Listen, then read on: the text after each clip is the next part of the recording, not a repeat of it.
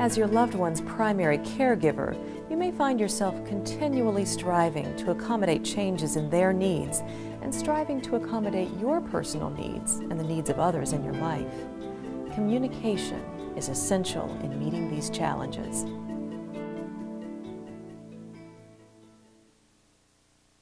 The first step is to be brutally honest with yourself. Make a point of taking a reality check on how you're doing and feeling each week.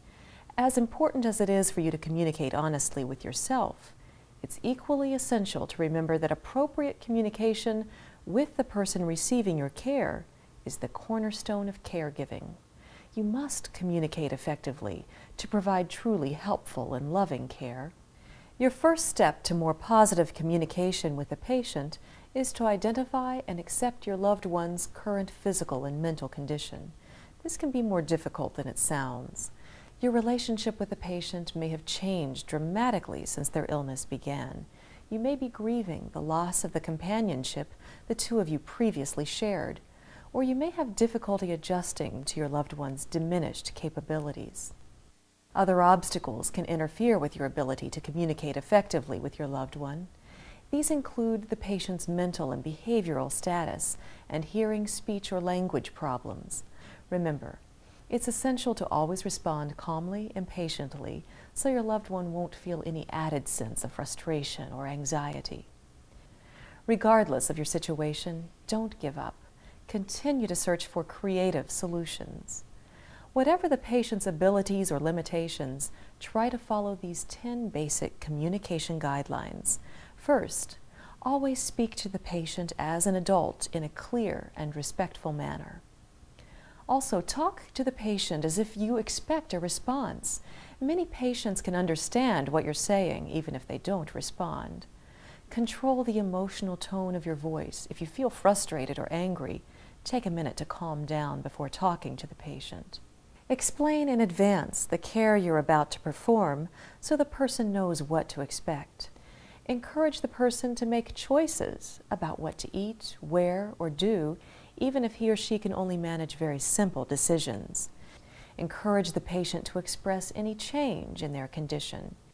Encourage the patient to share with you or other trusted individuals any emotions or feelings of grief. Respect the patient as a unique person with meaningful life experiences to share.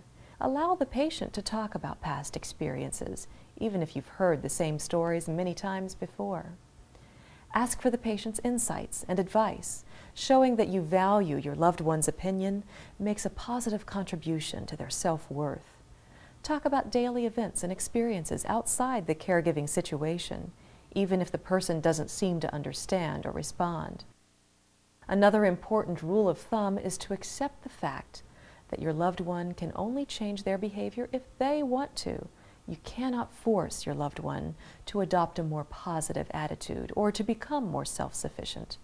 Try to be patient and realize that your loved one may be struggling with complex emotional or medical challenges that may limit their ability to respond more positively.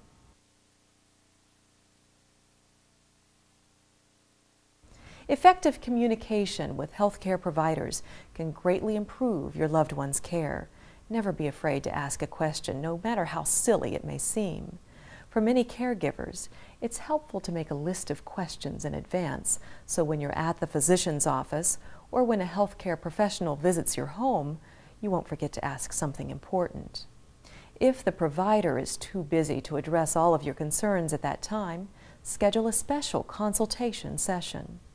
Never expect people to read your mind. Let them know when you need assistance and tell them precisely what you find helpful and what services you'd like to see provided. By establishing effective communication with your caregiving circle, you'll feel more positive about your caregiving role and you'll be better prepared to make important decisions.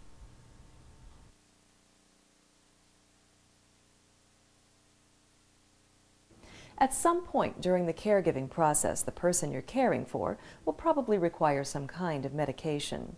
This can include prescription medication as well as over-the-counter remedies. A common area of confusion for both patients and caregivers involves what is meant by the term medication. A prescription medication must be ordered by a licensed healthcare provider according to state and federal laws. In actuality, however, there are many products which fall under the category of medicine, most of which people never even consider. Most people, when they think of medications, they think of something that the doctor has prescribed for them, that they bring to the pharmacy and we fill.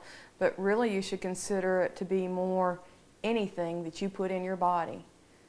Food can be a medication, alcohol is a medication, the over-the-counter aspirin that you buy is a medication, along with the prescription drugs that we fill for you.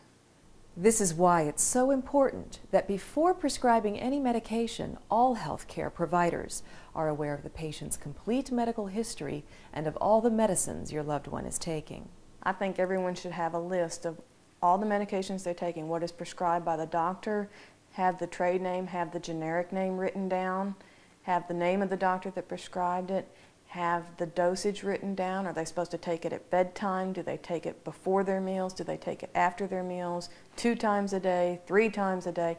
How are they supposed to take that medicine? They should have on there things like, why am I taking it? And included on that sheet should be if they are taking Tylenol for headaches, how often they take that. Do they take antacids?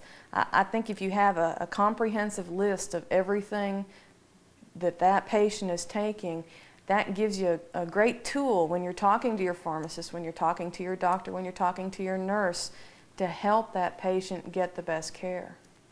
What we do in our office is that when somebody comes in new, we ask them to bring their medicine chest in. We want to see what they've been taking or what's in there. And sometimes we go through some interesting type of things.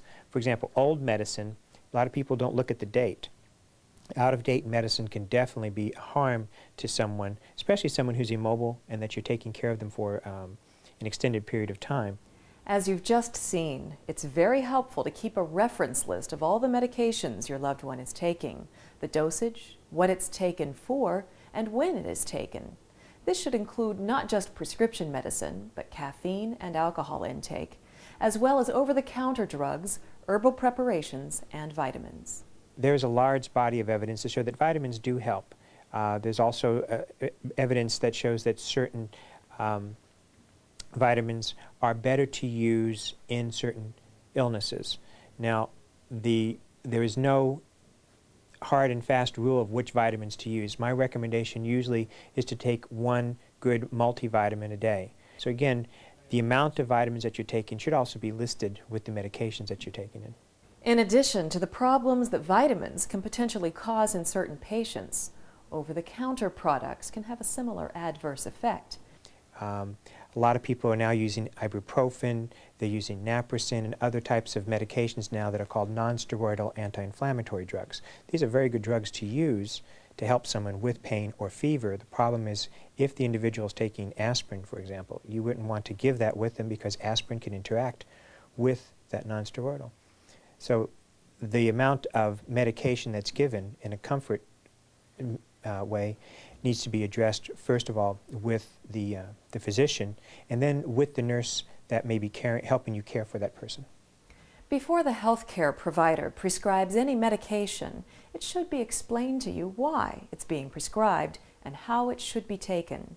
You should also be concerned about potential interactions, drugs, food, or other substances that should never be taken with the medication. Ask them, is there going to be a problem with this? Will this interact with anything that they're already on?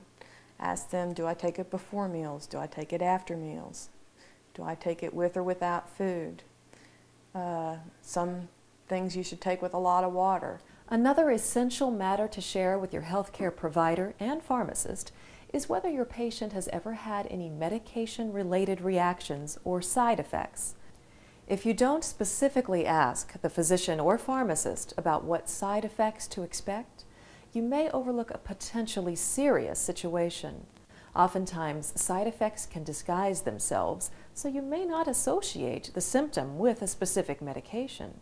There's several hypertensive agents, high blood pressure medicines, that one of the side effects is an annoying cough.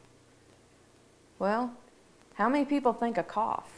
You know, you think you've got allergies or you've got a tickle, but it is a side effect, and you may need to have the medication changed to something that doesn't do that. A lot of times the side effects are transient. They don't stay for a while. If you're on the medication, they will go away, but sometimes they're annoying enough or harmful enough that the doctor will need to change the medicine. Naturally, you will want to report any signs of side effects to both your healthcare provider and pharmacist. Likewise, you'll want to do the same if the patient shows any signs of a drug allergy after taking a medication. You should know your drug allergies, what you're truly allergic to. Be sure that the doctor's office knows them. Be sure that your pharmacist knows them. As the caregiver, you'll naturally want to ensure that your loved one takes any medication correctly and safely. You can accomplish this goal by following 4 guidelines. Number 1, determine if the patient can take any or all of the medications independently. Sometimes it can be a difficult call as to when you may need to take control over your loved one's medication needs. The doctor and nurse should help you make this assessment. However, if there's any chance that your loved one could be confused or forgetful with regard to their medication schedule, it's time to gently but firmly take over this responsibility. Number 2, when supervising or administering medication, check for the 5 rights: the right medicine, the right dosage, the right time, the right route, and the right way. One of the most important things that a caregiver can do, or any patient can do, is be familiar with your medicine, with what it looks like. If you've always had a little purple tablet and today it's a little white sugar-coated tablet, well, you should question that. You should ask, this looks different. Is it the same medicine? A lot of times it's changed. A lot of times it's a different manufacturer. A lot of times mistakes are made. Once you get home from the pharmacy with the medicine, you'll still need to double-check the label each time to ensure you're using the right medicine. Probably the most common error that a caregiver makes in dispensing medication is not reading the labels and being sure they're giving the right thing. Going back to my idea of a medication list, know what you're supposed to be giving, know when you're supposed to be giving it, but read the labels every time. Don't think because you always put that bottle back in that particular place that that's what it is. When you read each prescription label, it should include the drug's name, what the drug is for, the dosage and directions for taking it. Be sure to ask the pharmacist to include the expiration date as well. As an added precaution, you may want to keep medications that look similar or have similar names in different places. Then mark the bottles containing these medications with different colored markers or tape. They do make weekly and even monthly little pill cases that have Sunday, Monday, Tuesday, Wednesday, Thursday, Friday, Saturday, and they are small that you can just put 3 or 4 pills. I have them that go Sunday through Saturday. They also have breakfast, lunch, supper, bedtime as far as what dosing they go. We have people that will spend Sunday evenings filling in their little things for everything they've got to take the next week.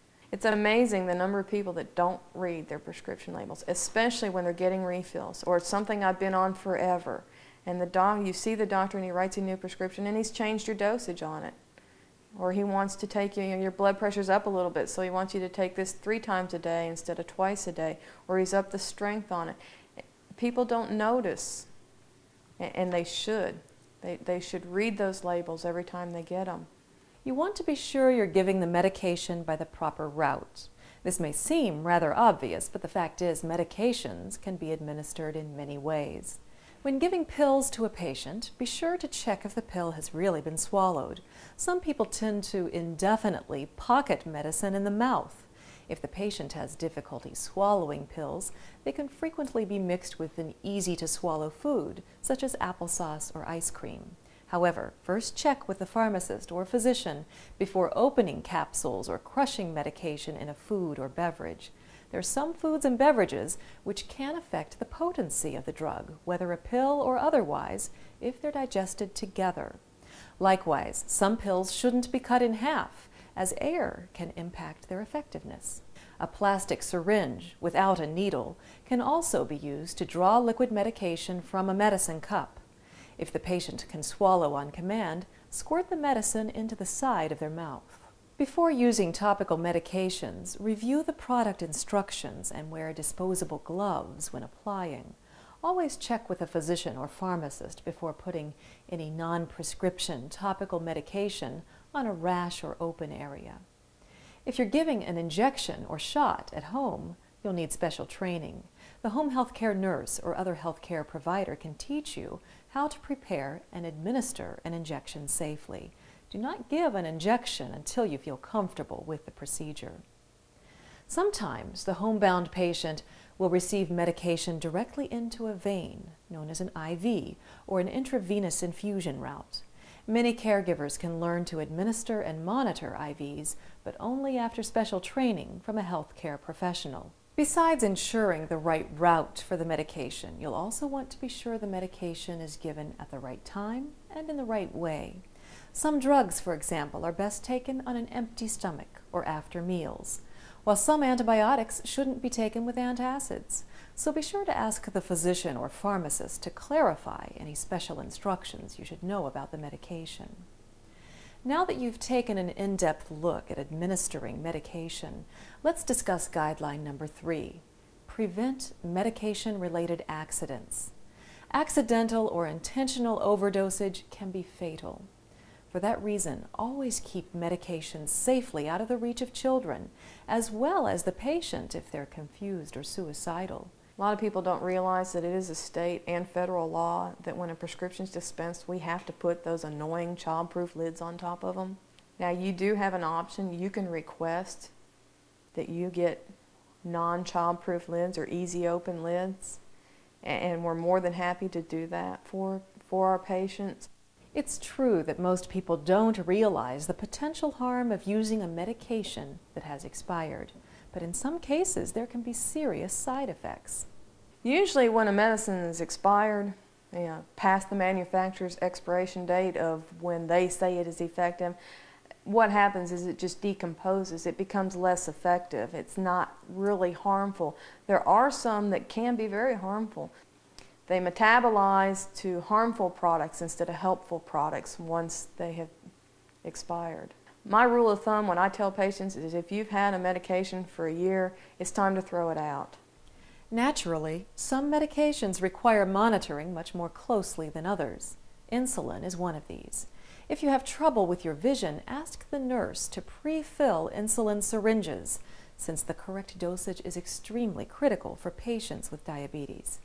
If possible, double-check the dosage with another individual each time before administering the insulin. Then carefully follow the physician's instructions for administering and monitoring the insulin in relation to meals and blood sugar level. Other drugs which require special safety precautions include those used for patient sedation. Patients who take sedating drugs are much more likely to fall or injure themselves. Yeah, another thing you should be aware of if your patient's on some sort of sedating medication is the alcohol potentiation of that medicine. The majority of cough medicines have alcohol in them. Be aware of that because you're going to really potentiate the sedation of the medication they're on. To ensure the safety of a patient who is sedated, encourage them to remain in bed. Take precautions to protect against falling out of bed by using side rails or placing a low bed in a corner of the room.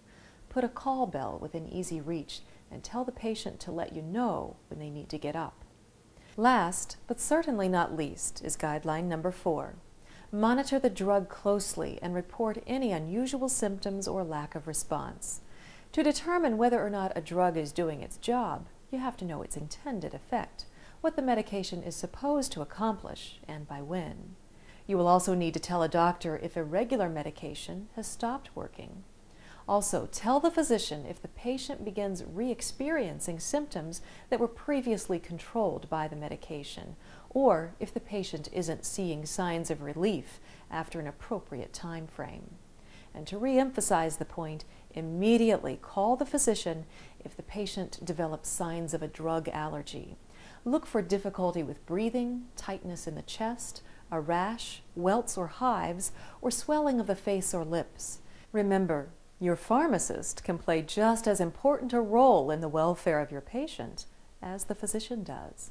Ideally, I think a patient, especially a patient with multiple diseases and multiple doctors, should have their prescriptions all filled at one place, because that's what we're here for. The pharmacist is the gatekeeper. We're one of the best places to coordinate all of your medicines, to let Dr. Smith know that Dr. Jones has already prescribed something similar to this and maybe they shouldn't be taking both of them, to be aware of this allergy you had to this, or this side effect you had from this medication from one doctor, and then another doctor prescribes the same type of thing. The pharmacist can be a very key player in a patient's care by screening and by knowing all the medicines they're on from all the doctors. For all these reasons, you'll want to choose your pharmacist wisely and then establish a trusting relationship. I think you should pick your pharmacist like you would pick a doctor, like you would pick an auto mechanic, like you would pick anything that's going to be taking care of something important to you. I think a rapport, if you're comfortable talking to them, if you feel like they have taken time with you, if you can communicate, if you can ask them that stupid question and not feel like it's a stupid question, I think that's very important. And if you're not happy where you are, go somewhere else. You're not locked in.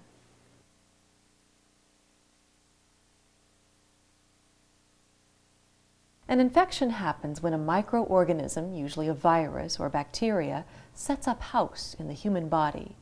After a period of quiet growth, known as incubation, the germ produces signs of illness. Normally, a healthy immune system is able to handle most germs, preventing or limiting the severity of infection. But someone who is ill or weak is more vulnerable to infection and complications. The single most effective way to prevent infection is as close as your sink. It's called hand washing. Start each morning with a basic hand wash to thoroughly clean the hands and lower arms. Even though you do this each morning, you must wash your hands throughout the day just before you have contact with the patient every time, consistently. To begin, remove any jewelry and roll up your sleeves. If you're using an antibacterial bar soap, lather and rinse the bar of soap before applying it to your skin. Now wet both of your hands and your lower arms. Lather generously with the antibacterial soap. Wash from the elbows to the fingertips, scrubbing between your fingers. Then clean under each fingernail with an orange stick and nail brush. Rinse with warm water from the elbows down, keeping your arms slanted downward. Then repeat the hand washing procedure once again. Afterwards, dry your hands completely with a disposable paper towel. If you do develop broken areas on your hands, you may have to cut back on hand washing. In this case, wear disposable gloves when caring for the patient until your hands have completely healed. It's also wise to screen visitors, household members, and especially children for signs of illness and keep them out of contact with the at-risk patient while they're having symptoms. You may also want to avoid crowded places during flu season.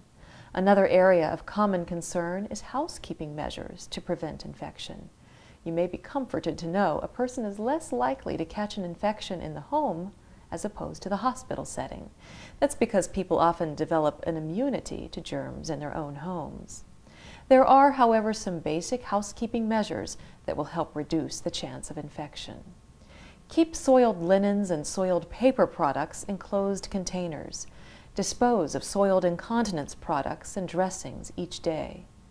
Do not shake dirty sheets or blankets in the air.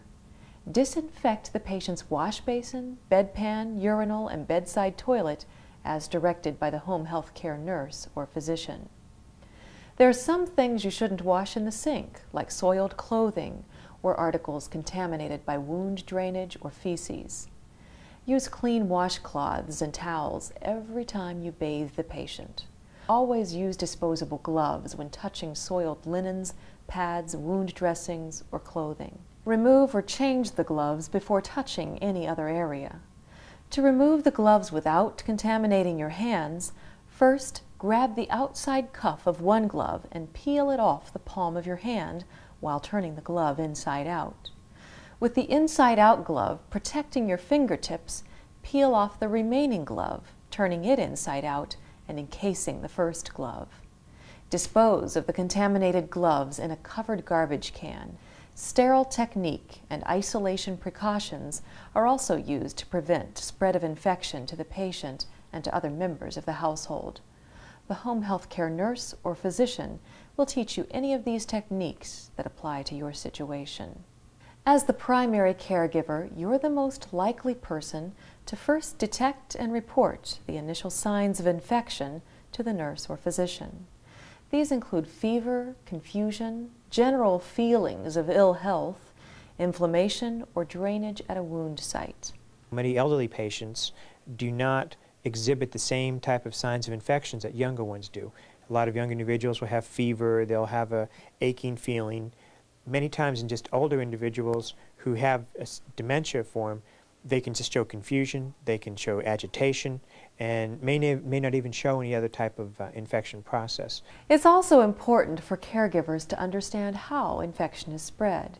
For example, cold and flu germs are exchanged by air and hand contact. Knowing this, you should be even more strict about hand washing during flu season to prevent infection. In some cases, the doctor may ask you to wear a face mask around the patient if you have a cold. If the physician prescribes an antibiotic, make sure the patient takes the medication exactly as directed. The patient should also take the medication for the prescribed number of days. Otherwise, the infection could return. No matter what the age or condition of your patient, appropriate infection control is a team effort that takes cooperation and commitment of everyone involved. And you, the caregiver, are a major player on that team. Whenever you see signs of what may be an infection, immediately contact your physician. If you're not satisfied with the patient's progress, or if the condition gets worse, let the doctor know right away.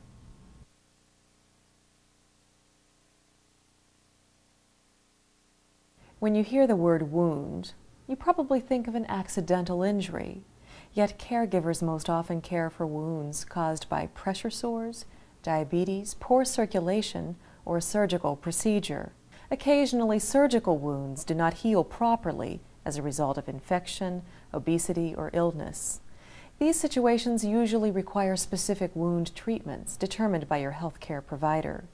You'll typically be instructed on the procedures to follow by a nurse educator or home health care professional. In other cases, a patient may have a surgical procedure called an ostomy, which is a temporary or permanent opening made from an organ to the outside of the body.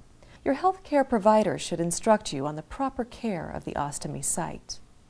Patients with long-term diabetes or insufficient blood flow to the legs typically suffer from a loss of sensitivity in the lower extremities.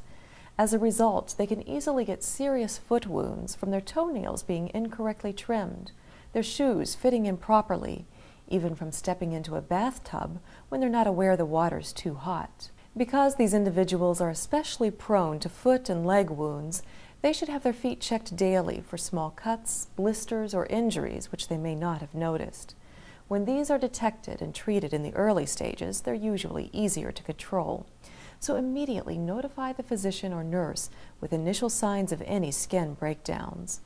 Probably the most common source of skin breakdowns in elderly or bedridden patients is the result of pressure ulcers, more commonly known as bed sores. Pressure ulcers are often difficult to heal and can lead to other complications such as infection. Generally caused by pressure or irritation from the bed surface or wheelchair, the first line of defense for bed sores is always prevention.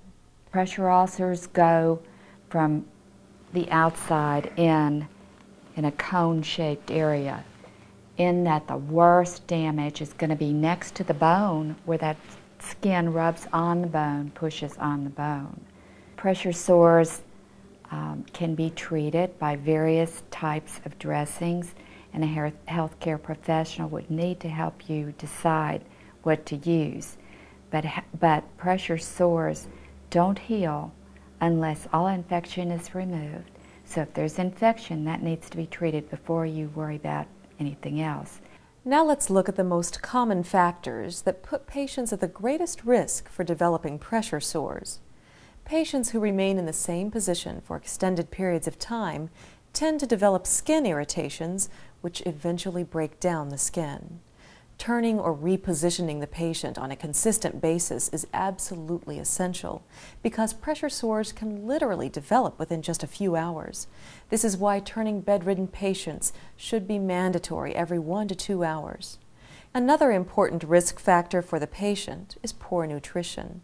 To combat this, you will want to be sure your patient follows a wholesome diet with appropriate proteins, vitamins, and minerals. You should also be sure the patient gets plenty of fluids for proper hydration. Incontinence is another factor that can contribute to skin breakdowns. When you're in the routine course of caring for the loved one at home, checking the condition of the rectum, the backside is very important. So often people are sitting in a chair or in bed and we pay attention to the front of them or to the top of them, but not to those other areas, and they're very crucial because skin sores can develop, which can be very serious problems. Left untreated, pressure ulcers can destroy the muscle, eventually exposing the joint or bone. In the most advanced stages, wound healing requires skin grafting. That's why it's very important to detect and treat these ulcers at the very first possible moment. When inspecting the patient, be on the lookout for these warning signs. A persistently pale or reddened area of skin, often over a bony area. A small break in the skin. A hard or rough feeling on the skin's surface. Or a feeling of fluid developing beneath the skin, like that of a blister forming. And induration or fluctuation would be another sign that you've got a problem. Induration is when you feel the area and it feels very hard. Fluctuation is when you feel the area and you can feel fluid underneath the skin moving around. Then you know you've got a problem. You should never rub on this area. That is probably the worst thing that you can do. As you've seen, if your loved one develops a wound, notify your healthcare provider immediately so you can take measures to control the infection and promote healing. Meanwhile, keep the pressure off the affected area until it has completely healed. Some wounds are treated with dressings and topical medications to promote healing. The nurse may teach you how to change the patient's dressing. To use clean technique, wash your hands thoroughly and apply non-sterile gloves. Do not touch the surface of the dressing as you apply it to the wound. Sterile technique means that anything that comes in contact with the wound has been thoroughly sterilized. To apply sterile gloves, after washing your hands, open the package of gloves without touching the inner surface. Pick up a glove by the cuff, which has been rolled up to expose the inside of the glove. Holding the glove by the cuff, slip your hand inside without touching the glove's surface. Now, slip the gloved hand inside the cuff of the second glove. Put the second glove on your hand. Once you have applied your sterile gloves, do not touch anything that is not sterile. If you do, you must reapply new gloves before proceeding. Sometimes you may purposely contaminate one hand in order to handle saline bottles or other non-sterile equipment. You must then remember not to use that hand to touch the wound or sterile materials. If the wound is infected, the nurse should instruct you on how to safely dispose of dressings and other waste products. Due to infection, the wound may develop an odor, show signs of increasing redness, or a change in the color or amount of drainage. The patient may also develop a fever and general signs of illness. Report any of these signs to the nurse or physician. You should also report if the wound appears to be getting larger or deeper. If the physician suspects a serious infection, he or she may perform special cultures of the wound site to determine the most effective wound healing protocols. If the wound does not appear to be healing, ask the physician what else might be done. You may want to check with a special wound care center to help patients with hard-to-heal wounds.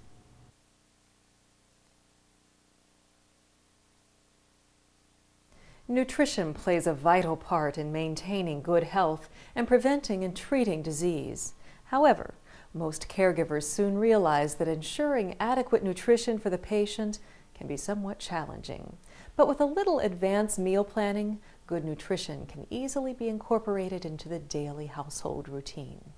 In this section, we'll talk about the basic ingredients of a healthy diet.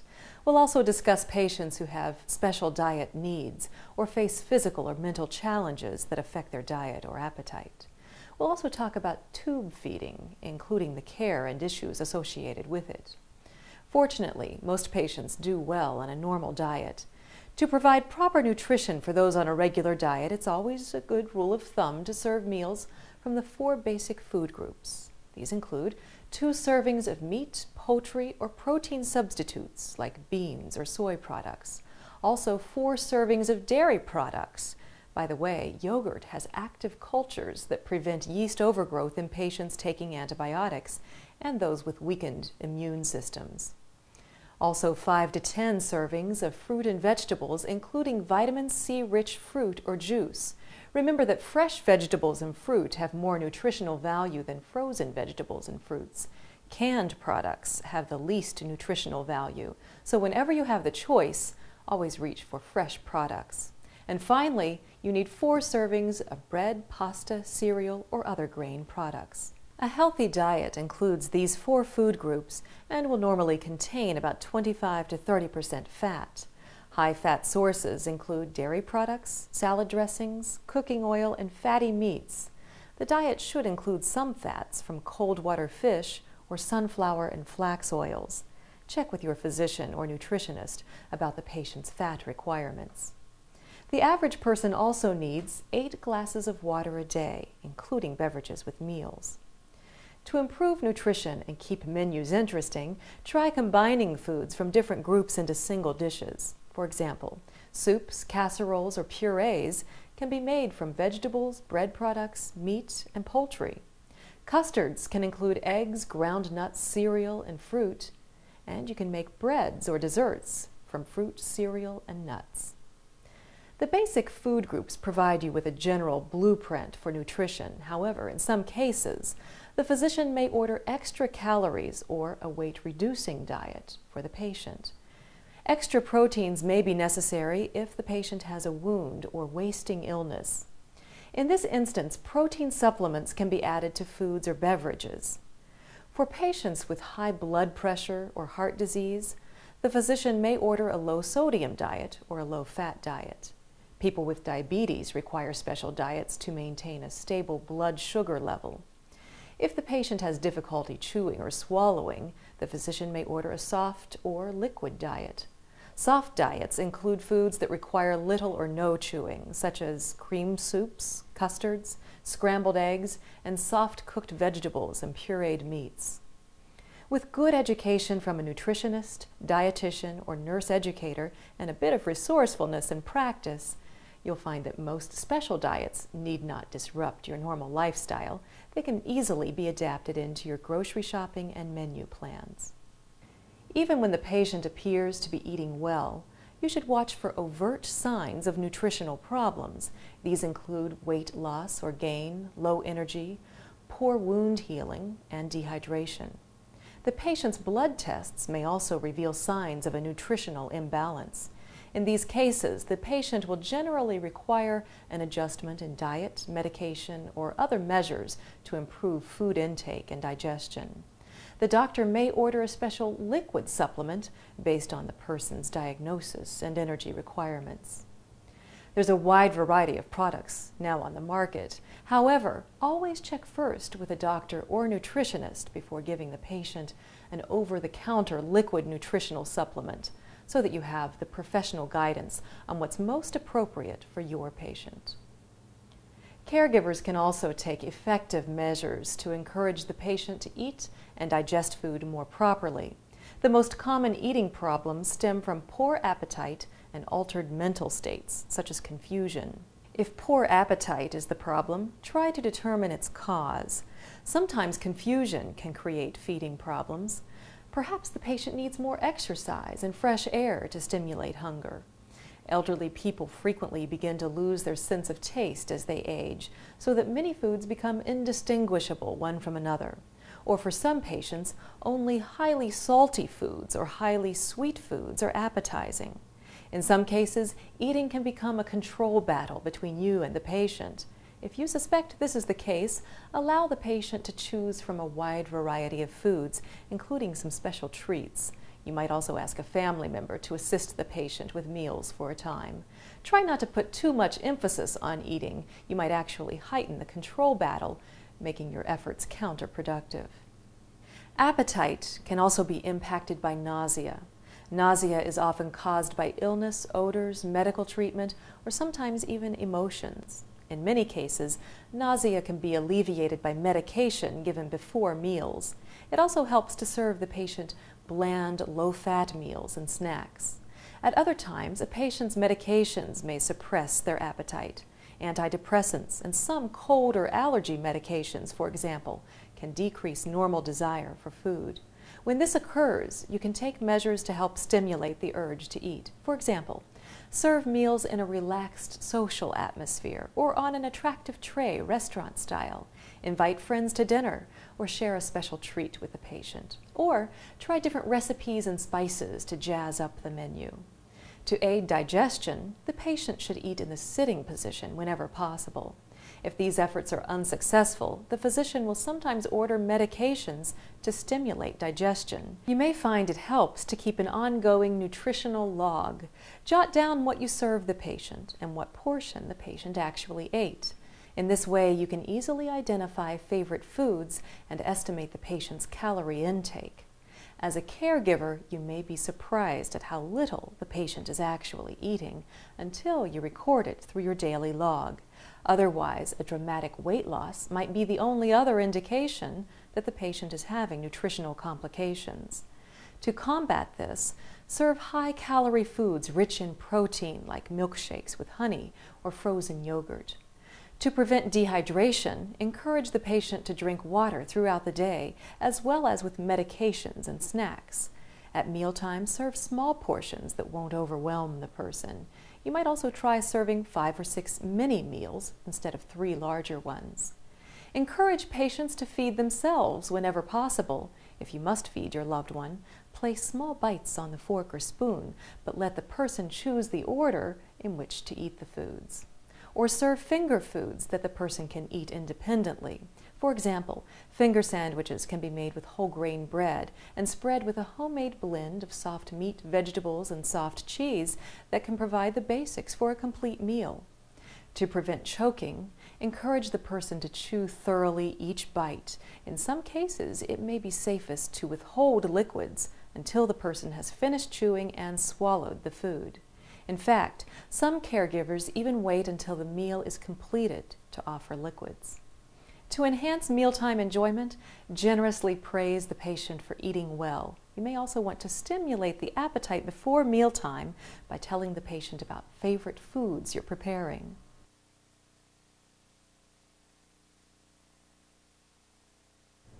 For some patients, the physician may prescribe intravenous nutrition called total parenteral nutrition, or TPN. TPN requires the physician to insert an indwelling intravenous catheter. The patient then receives specially formulated solutions to meet some or all of their nutritional needs. Depending on the digestive capabilities of the patient, the individual may be able to supplement TPN feedings with regular food. The greatest risk to TPN patients is infection. There's a large amount of sugar in TPN solutions that can create an ideal medium for bacterial growth. Therefore, it's essential to use good hygiene and careful hand washing whenever handling or changing the TPN solution. Caregivers for patients on TPN also need to recognize the signs and symptoms of hypoglycemia or low blood sugar. When the patient is first administered TPN, the sugar from the solution causes an elevation in the patient's blood sugar. Consequently, the pancreas begins producing insulin to process this sugar. If the solution is suddenly stopped for whatever reason, the pancreas may continue to produce insulin, resulting in a dramatic drop in the patient's blood sugar. If the patient suddenly gets weak, sweaty, shaky, or irritable, the caregiver may need to check the patient's sugar level or provide additional feedings. You should call the physician or nurse if this problem persists.